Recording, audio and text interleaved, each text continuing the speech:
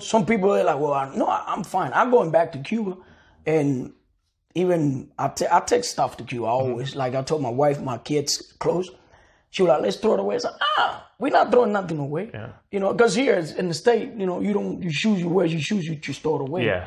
I'm like, no, just leave it now, wash it, and I take it back home. Believe me, she went with me to Cuba, and I brought a bunch of kids' clothes, and she saw all the guys' family. They was like, thanks me, and they was crying because they don't have that. Yeah. They don't have that, and that's and like I said, not only Cuba, maybe other countries too, like probably Brazil. Sure. They got. Yeah, Mexico, every other places, but especially Cuba. The reason I'm saying Cuba because in Mexico, you got your food around, you can buy. You got the money, you can buy. In Cuba, you got the money, you can still not buy. You can't buy. It's not like I got the money because it was government control. It was government control, and the only people can get that is people from the government. Right. It was corruption. It was a big time corruption. So, but like I said, I'm going back now. I'm training. I'm got a couple of schools set up over there. I'm actually pushing to get a tournament going to Cuba. Wow. And hopefully do like a lot. Believe me, there's a lot of talents for them. I hear. That's what I hear. We got some of the best. Athletes. Not only wrestling, baseball. Yeah, there's some. It's such a small country, right? Geographically and even population-wise, the amount of athletes that come out of there is astronomical. The percentage is. It's a gold mine ready to explode and just become. With the baseball, you see all the Cubans now they start coming up on the professional baseball and the sport like the MMA. They love the UFC over there. I have a bunch of group of guys over there. They train MMA. They call it judo kickboxing Cuba. It's a JKB. Okay. They got great guys like wrestling, jiu-jitsu, judo guys. They're like beasts. Like Joel Romero and Hector Lombard, 20 and 21 years now. They're beasts. They're like, oh my God, these. And I went over there and I trained with these guys. The way they train is insane. They train from the morning all the way to night. They don't get tired. Yeah. And I'm telling them, guys, you guys need to take a break. I'm like, can you guys relax? Let me take a break or something. They're like, let's go, man. Yeah. And I'm amazing the way these guys train with so little they have to train. And actually the UFC, I like to send a shout out to Brian Peterson from the UFC and Dana White. They give me a bunch of UFC stuff like gloves, pads, tennis shoes. Yeah, which is huge. Tennis shoes. I went over there. I have pictures that I sent you, so maybe you can put. Yeah. These guys, they was crying about that. They were like, no one never done this. Yeah. They bring it, they might sell it. They, selling it. We sell these, so they can get them. I wouldn't do it. They give it to me for free. Yeah. I'm gonna give it to you guys. Yeah. And the UFC. They want to get in, but all the things going on with Cuba. So they kind of it's on a cold ice, but eventually one day it's going to happen. But these guys over there, they help me to provide that to these kids, and I'm thanks to the UFC. They help me out with that. That's big time, man. Because like I said, even the ability for us, even just having the ability to go buy something if we want something, right? Yeah. And now we have it so easy with Amazon. It's just one click, and boom, shows up on our doorstep. But over there, even if they want something and they have the money, even not being able to get it, basic stuff. Not even stuff that we don't need, like we buy here. I know, we just buy and just throw them in the garage. Yeah, it's like I get to it, Yeah, it's getting better. It's getting better. The countries. I think for anything to be changed, it has to be slow. Yeah. I think for real change. To real change, and you have to, from both sides, you have to give something. You cannot pressure. Like I'm here now and I see kind of like the real political part. You pressure Cuba. Oh, you got to do that. You got to release some things. Yeah, give and take. Give and take. Obama did that. Give and take. Do this. I'm doing that. And the only way you allow, if you really want the Cuba to change, the only way you allow that is you have to open the eyes to the people over there. Sure. When I was there, I don't have that in my eyes over there. Just when I jump in. Over there, I told United States was a bad place. Right. I'm like, hell no, I don't want to go over there. Yeah. But you know what? I gotta go see. So I just jumped the ocean. Got my little raft, swim over here, And I realize it's not as bad as say over there. Yeah. You know, I mean, over there, they put in there, you guys here killing people like for fun, you know. I mean, and that's everything in life, right? That's perception. Whatever your perception is, that's what you think how it really is. And so once that you open the eyes and allow that to come in, people will realize, hey, you know what, we need to change because it's not what you said. Yes. You know, but I think the road Cuban is taking now it's a slow road, but it's getting there. You know? Yeah, I've heard some good things, and you know, obviously I'm a dummy when it comes to that stuff. I don't have all the time to focus on what's politically what's going on, but I do hear about some good changes coming along, and hopefully we can get to where it's just another great country that has the resources that we support as the United States because it's so close. I mean, it's right there. It's close. I mean, it's like from here to like Mesquite. It's 90 miles. Yeah. I mean, you can swim to that. Yeah. I swim over here, so. Man, for me, I don't.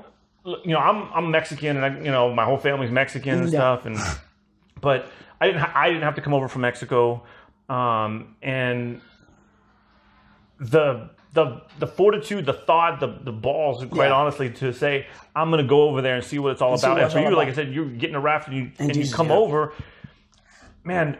So many, we're lucky as Americans just to be born here. We didn't have to do anything. There was no, American Ninja Warrior course we had to go through to get here, and boom, we're here as babies. There was nothing like that. So this kind of entitlement that we have sometimes of, oh, we're here. It's like, here's how I think about it in my head, where the people that say, now look, should we have a right process for people to come over and become United States citizens? Sure, absolutely. I'm a dummy. I don't have all the answers, but. But also we should have our arms open at the same time because the same people that say no, people should have to stay in their own country want to go into these big neighborhoods with gated communities and they get turned down. They're like, what? I'm a human being too. It's like, okay, well that's the same thing. But if we're the biggest gated community of all time. Yeah, but if you see like you look at like this is like we get a political thing that's kind of like it's never going to end. But if you look the history of the United States, I love political, I love history. Yeah. This is a country is built by immigrants. Yeah. Since day one. Right. Here, I mean, natural people, they're the Indians. So sure. I mean, but what happened is they forgot that. They became, generation to generation, they forgot the great grandpa. They had to cross. They come from Italia, Europe, Ireland, all over Europe. England, and all that, and they forgot about that. Mm-hmm. But for them to kind of like close the door and you gotta let people. This country is built by immigrants. Mm-hmm. I mean, everything. This country moved. The wheels moved by the immigrant. If you stop that, I mean. No, it's going to go back. I mean, there's too many good people, right? There's too many good people that come from it's like other areas. You got good and bad. Too. Well, there's always good and bad, but look, we have bad people here that were born and bred in the United States. Because if that's the point of measure, we got a lot of kicking out to do. You know what I mean? Yeah, we got it. But so there's so many good things, and I think too, like. For me, I've become such a big, and I was born, or my family was big on this, was inviting more culture into your life. Learning more about people and people from somewhere else that have different things to offer and different points of view and the music that comes from that culture. Everything. It's just, to me, it's beautiful. It's like I told my kids. I just finished talking to my daughter the other day. I said, look, you young, you got to travel. Mm-hmm. Once you start traveling and know people, you're going to fall in love with the world. Oh, yeah. Me, I love travel. I can't wait till I can get a vacation so I can go. I've been in Peru, Japan, Colombia, Cuba. I always go to Cuba. I love my country. I mean, I left there. People, I left there for the situation in life that I want to get my life better. I was never persecuted by the governor. I never been doing nothing bad. So I don't have no problem with the government. They don't have no problem with me. So I don't have no problem to go back. Yeah. But I left because I want myself to get better. Yeah. And the same thing. I want my country to get better. So I'm going back and forth. I actually bought a house over there. Oh, nice. My mind is retiring over there. Hopefully when that changes, I'm old. I just go retire. But I love to go. My wife loves to go over there. Yeah. She's from Mexico. I'm one of those like to mix my That's right. My race. Nothing wrong with that. Get the little chili in there. Is the because I've never been, but I would definitely love to go because I hear it's beautiful. You need to go. You have to go. Now the countryside and stuff and the beaches, I heard it's beautiful. Yeah. I mean, and the thing is the people. Yeah. The people. The culture that's right here. They make you feel like you part of the family. Yeah. They open the door to you and they get you in and you like. sometimes people, I have a friend of mine, they're Americans, they've been going over there for the first time, and the first time they feel uncomfortable because they're like hugging and hey, come over here, and you feel like, oh my God, what is? And after a while, they're like, I got a friend. I'm like, hey, I'm going over there, and they just start running the street, and it's a safe country. I mean, now maybe when things come and change, but it's a safe country. You can go and be a night. I've been taking my son. My son is on the street playing around with the kid. Everybody know everybody. Yeah. So if your kids go to another neighborhood or got lost, somebody gonna know who that kids belong. Yeah. Because it happened to me. Yeah. I used to go and run around, and they saw me far away. Say, hey, I saw you, son. Yep. Oh, yeah, okay. Never happened nothing to me. Never. And I've been running the streets since I was 6 years old. Yeah. So I was not like that. I'm 6 years old. I'm gone. Yeah. Booking. And you said 6 years old. Wow. Kids here 6 years old. They're naive. You don't want to go out to the front yard. Yeah. My son, I'm kicking him out. Man, go run. Go do something. Yeah. But that's why I'm kind of like open to my kids to just go and experience the world. Yeah. Now, but here you got to make sure you got to tell them you got to watch out because it's different. Time. It's different time, and there's a lot of stuff going on. But I mean, you had to come up. This is a jungle. Mm-hmm. You got to go out. Yeah, I agree. I'm a big fan of traveling. And I've only seen part of the world, but every time when I see something new, I'm like, oh, there's so much more. Like, me and my wife, we have lists of everywhere we want to go. Usually, most of the places we want to go to have a beach of some sort. Definitely. We're beach people. Oh, man. Yeah. If you beach people, you got to go to Cuba. Yeah. You got to go to Cayo Guillermo, Cayo Largo, Varadero. My wife, she's in love. She don't want to go nowhere else. I'll tell them, let's go to vacation. Well, let's go there. And she be on YouTube looking, Cayo Varadero, Cayo this, and let's go here. I said, let's go. And I mean, we still have more places to go in Cuba to visit because it's a bunch of places over there to see, and it's nice. I mean, do they have is it more like resort style over there, or is it more just like chill? They got resort style, and they have some there like you can go and just pull over and just go in the water. Okay. But it's good, and then it's cheap now. You got to go now before it start getting a little. Oh, once it gets popping. Once they open it, they be like. Booking that up, Oh yeah, but you get the big businesses come in, start jacking the rates. Hilton goes. And it's gonna happen. It's gonna happen. I'm sure it will be happening. I believe in the next 5 years because it's changing a lot. Yeah, it's changing. And I love to see that too because I love to see when people have the opportunity, people have a chance. I'm such a big fan of watching people like you. Yeah. You come from somewhere where it seems like I'm gonna say this the right way. It's like almost like. You were supposed to be, right? Yep. And you went and you made the opportunity yourself. Yep. You went out to go find it. You did the work. You moved. For a lot of people, they don't want to move around at all. They don't want to go from one town to the next. They're like, I don't know anybody over there. And, you moved to a whole new country, to a whole new area, and then going from San Diego to here to find what you were looking for. I mean, that's an amazing feat all in itself. And then to have we're here in your home, beautiful home. You got a beautiful family. Thanks, I mean. I love those stories. To me, that's the American dream, or the dream of a human being in general. In general, how your life progress through those problems. Because when I got here, believe me, I didn't know nothing. I mean, it's still my accent, and sometimes I don't even know what I'm saying in English, but it was worse before. Yeah. And I was in Miami. I went to New York. New York, it was bad, so I left New York, and that's when I moved to California. From there, I met my daughter's mom, and she helped me a lot with my English. I mean, I don't know why she was looking at me because I definitely didn't speak no English, and she didn't speak no Spanish. So we was back and forth, and I started kind of learning, and I put myself into I got to learn the language. So because it was bad, they're having people conversation, and you just sitting there. And you're looking around, you don't know what they're saying. And they start laughing. And have nothing to contribute. Yeah. And you laugh just because everybody laughs. And they were like, did he know what we're talking about? And I'm like, no, I don't know. But so once that I saw that, I was like, you know what, I need to learn this. Yeah. So I start watching. Actually, it was a movie that I watched 24/7, and I was learning from that. Really? Bad Boy. Oh, that's a good one. The first one. Yeah. Yeah, that was my first one. I'm serious. And I was like, damn, I didn't even know what they would say, but I was catching it slowly. Yep. And what I did, I programmed my mind just to, everything that I got to do, it had to be in English. Okay. No translation, nothing in Spanish, So I was doing that. I was slowly picking words and mastered that words.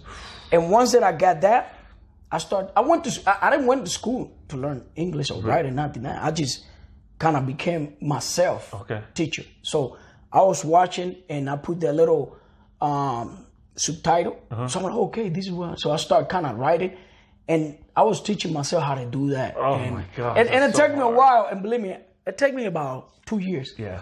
And I mean, I probably graduated to first grade. Yeah.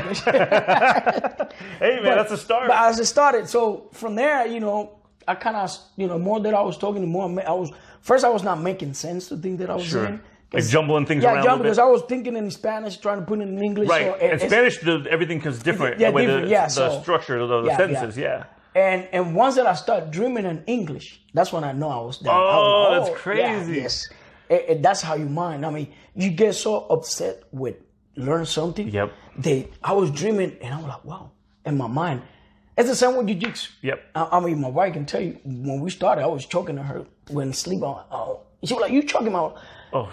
I was dreaming technique, and that's how it got to me. Yeah. And I'm one of those believers that jiu-jitsu, you had to do two things. And I think Mikey, Mr. Mickey, said that you have to do mind training. Yep. You got to kind of get your mind, watch videos, study, and put it in your mind, and later do it physical training. Yeah. Yeah. I agree.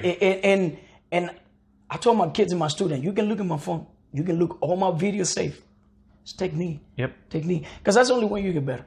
You got these great guys, they're in jiu-jitsu, they're phenomenal. Mm-hmm. But they forget one thing. Mm-hmm. They forgot one thing, that mind training. Yep. Just because they got the black belt, they're superstar, they kind of bow down their hard training, their hard all that. So, they're, I'm 3-time world champ. That's okay. I just train mind. Yep. And you can see the result. They start losing. Yep. They start losing. But if you humble yourself, you keep your mind open, and you can take advice for anybody. Like I know persons from black belts, the blue belt tell them, hey, you know what, you can. Yeah. You can't. You have nothing to offer. Yeah, you don't have to offer me. And you trying to even I know the black belt trying to tell me, okay, man, that's you. And they're failing. They're going down. And for me, I'm taking advice from everybody. Even sometimes I watch one of my students doing, I'm like, whoa, hold on, can you show me that you did that? Yeah. And I'm a student of this sport. Yeah. I'm always my black belt. Yeah, I'm a black belt, but I'm always going to continue learning. And I like to update it again. You got to definitely. This is jiu-jitsu is a sport that you had to. Every year is a new phone. It's like an iPhone. Every year is a new phone. Yeah. Every year is new. And I'm not saying new because all the technique, they're like, if you open this closet, you can see all these lapel, ball, they call them helicopters. So, but they become new things, but with new upgrade. Yes. So you had to definitely, let me just try that out. I know, like my game is top game, but I don't have bottom game, but I gotta kind of I had to put something in my pocket. Sure. So I can kind of, I play the lapel, I play the warm guard, I do this. I don't have a good bowler like Renee on the damn Mike and Mr. Mickey, but I have it. So he's the best. I have the Cuban Mike bowler. That's right. That's right. Well, that's the thing too. And I think, we talked about before how jiu-jitsu is such a good metaphor for life, because life, right, you get an obstacle. Yeah. And if you say, well, this is my only way, this is the only way I know how to do this. Yeah.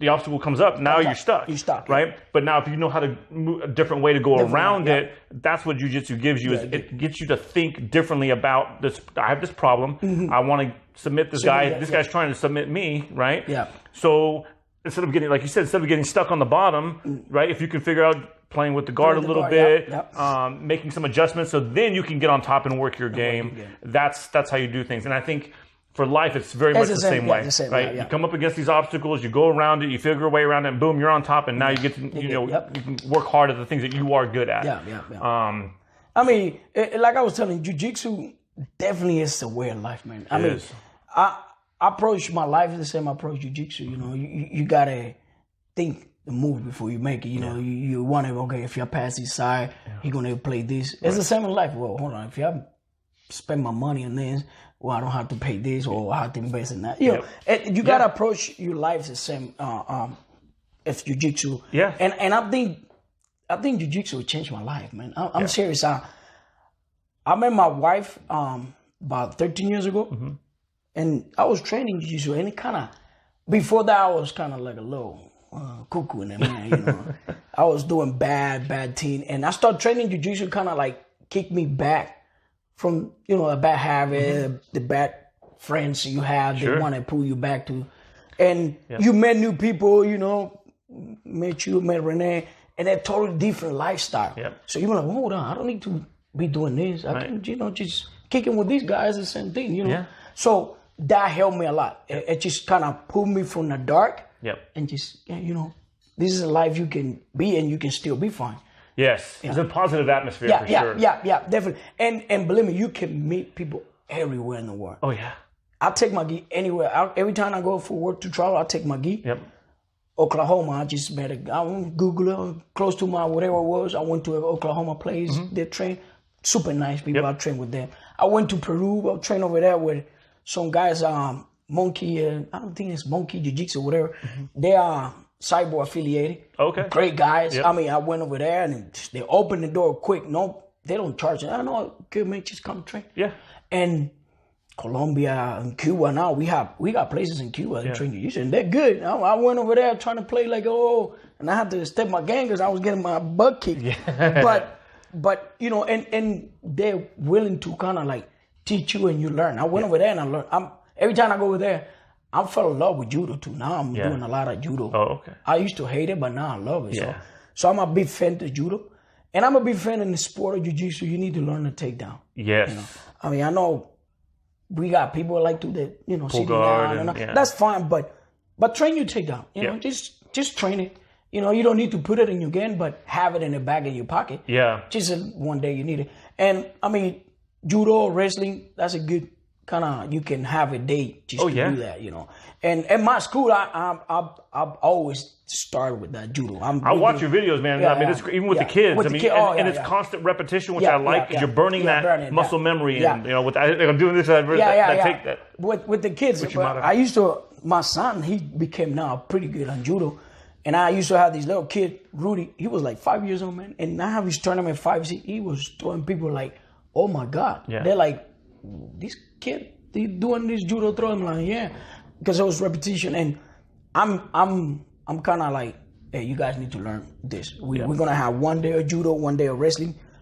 And I have girls, my Michelle Garcia, she like to pull guard. But I have her training judo and takedown. She's like, but I'm not going to do that. I said, but well, you're going to learn it. You don't know when you're going to need it. You're going to have it. So that's one of my goal. Like, if you're going to teach, you know, I mean, some people got their own mind. That's my opinion. You know, just get one day, just get the guys to, you know, get some judo. I've been going to some gyms and like, judo, I don't like that. I do kind of learn something at least, you know. But I mean, if you can see, all the great school, Atos, Alliance, Gracie Bar, they all got judo programs. For people who don't know, the difference in the world of jiu-jitsu, there's what we call pulling guard, where they kind of sit down on their butt and wait for their opponent to come to them, right? And then they'll kind of play their game. And then where judo and wrestling come in is you go and you're attacking them to get them to the ground. And then you kind of work your game from there. And for us, like, you know, we have our head coach is Evan. Evan comes from the MMA world. Evan. I mean, he does from wrestling and MMA, and his whole thing too is not only for the sport of jiu-jitsu, right, for competitions, but in life, if you ever have to defend yourself, you're not going to put butt. You're not going to sit on your butt. It's hot, so you're going to burn your butt. But not only that, you know, you don't want to be on the bottom of someone who's crazy. You don't know what's going on. I mean, at the real life, you put guard, you're going to get punched. You're kicked. You're going to punch and kick and all that. I mean, we can see it in the MMA. I mean, we got great jiu-jitsu guy. They changed again. You know, and still, you put guard and you get hammered. So, but you know, Danham, he's great on wrestling. I see they got great wrestling program. Hector, he got a great wrestling program too. He do wrestling too. Some of the school they got the you know, Matt too. Antonio. They have that program in it, you know, and it's good to see now they become more, you know, but I want them to also, everybody to kind of with the kids. Don't start it when they're old. Start with the kids. So when they're old, you don't need to kind of. It's just second nature. It's a nature. Yeah. And one day a class, that's fine. And